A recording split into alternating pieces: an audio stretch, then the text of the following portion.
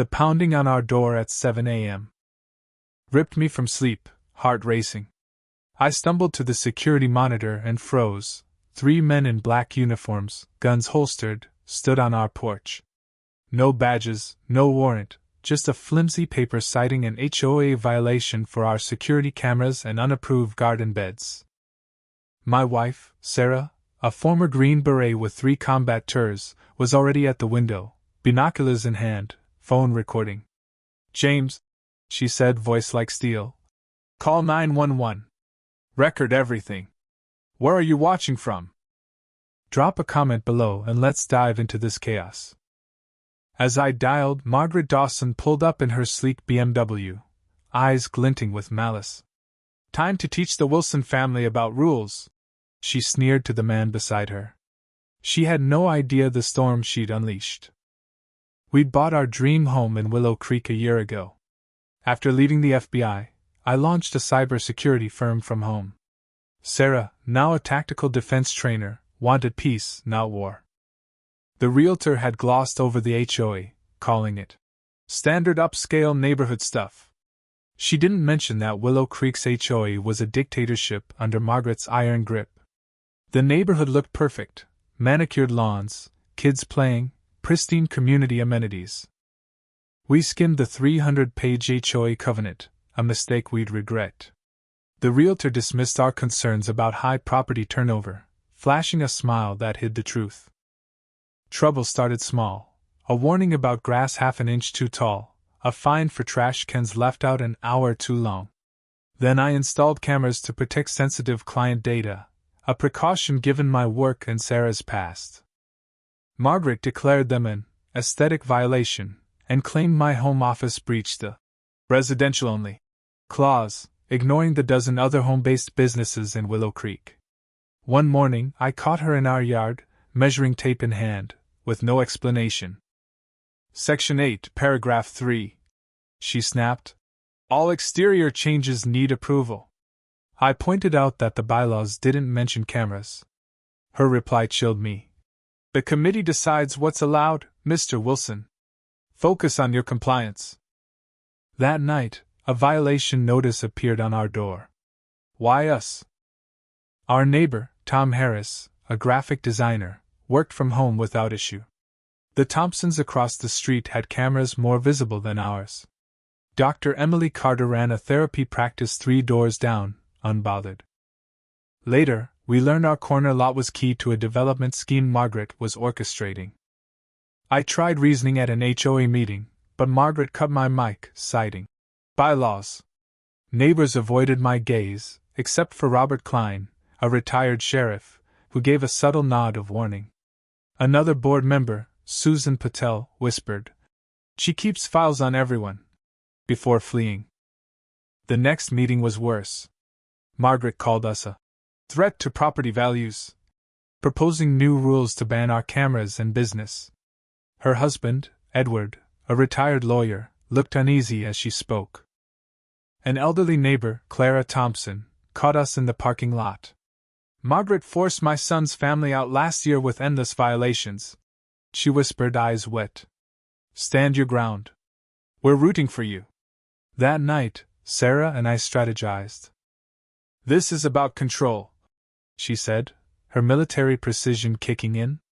"Document everything. Build a counter-narrative. Find allies." Fines arrived: $500 for cameras, $500 for my office, plus $50 daily penalties. Sarah dug into state HOA laws while I scoured the covenant. We found irregularities, bylaw amendments without proper votes, hidden financial records. Margaret's 15-year reign was a house of cards. Then came intimidation, open mail, strange cars parked nearby, cameras turned skyward. One night, motion sensors caught 2 men at our security box. Police dismissed it as HOA inspectors, hinting at Margaret's local influence. Robert Klein visited, revealing Margaret's city council run and ties to Pinnacle Development's CEO, Victor Lang. "They want luxury townhomes here," he said, showing photos of Margaret with city officials. "Your lot is critical for road access. He shared a map of properties sold under duress, forming an L shape with our home at the crux. Margaret wasn't just a tyrant, she was part of a land grab. We stopped paying fines, sending a letter citing HOA violations to every neighbor, inviting them to a meeting. Margaret retaliated with a $3,000 lien and a city complaint about my unauthorized business. A zoning inspector found no violations but hinted at Margaret's pressure. Anonymous calls spooked my clients. A water main break wrecked our yard. Sarah mapped Margaret's tactics like a battlefield, contacting past victims and rallying neighbors. Our meeting at Roberts drew 20 households. Susan Patel, HOA secretary, slipped us a flash drive. Margaret uses HOA funds for personal expenses, she whispered. Be careful. The drive exposed embezzlement, spa trips, car payments, and selective enforcement targeting properties Pinnacle wanted. Emails between Margaret and Lang plotted to clear our lot. We filed FOIA requests, uncovering ties to Councilman Henry Brooks, Margaret's ally. Tensions peaked when armed enforcers from Sentinel Solutions LLC returned, demanding entry. HOA bylaws allow inspections. Their leader, Greg Carter, growled, hand near his gun. Sarah, unflinching, demanded legal proof. You're violating state law, she said, recording. I called 911. Margaret watched, smug, as neighbors emerged, phones out, silently defiant. Sheriff Daniel Hayes arrived, shutting it down. No warrant, no entry, he said, eyeing the guns. Margaret vowed retaliation. That night, neighbors rallied at our house.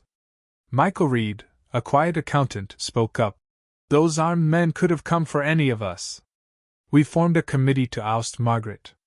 A building inspector, likely sent by Margaret, cited fake code violations, ordering us to vacate. Sarah's lawyer friend filed an injunction. We stayed with Robert, watching our cameras catch Greg tampering with our gas line, a setup for a deadly accident. Sarah, moving like a ghost, recorded close-ups from a neighbor's yard. Sheriff Hayes arrested Greg's team, and Hazmat confirmed the sabotage. The next day, state police, the FBI, and reporters swarmed. Journalist Rachel Moore's exposé, Willow Creek Conspiracy, went viral, detailing Margaret's scheme with Lang and Brooks. Edward turned on Margaret, revealing offshore accounts and bribes. Greg's son, a reluctant enforcer, exposed other accidents. Margaret faced charges of fraud, conspiracy, and attempted murder. Lang and Brooks were indicted. A statewide HOA audit followed. 6 months later, Sarah and I sat on our porch, the neighborhood free of Margaret's grip. The HOA was replaced with a transparent association I led, with Sarah on security. Funds went to playgrounds and gardens, not fines. Margaret's jailhouse letter claimed she protected standards. Sarah tossed it, laughing. It was never about cameras. It was power. Rachel's articles sparked national HOA reform. Sarah eyed her phone. Which neighborhood needs us next? Our fight had ignited a movement. Power corrupts, even in suburbs, but courage and community can topple tyrants. Margaret learned that the hard way. Never underestimate a Green Beret. What do you think? Was our stand worth the risk? Share your thoughts below, especially on whether HOA rules justify such extremes. Like, subscribe, and let's keep this fight alive.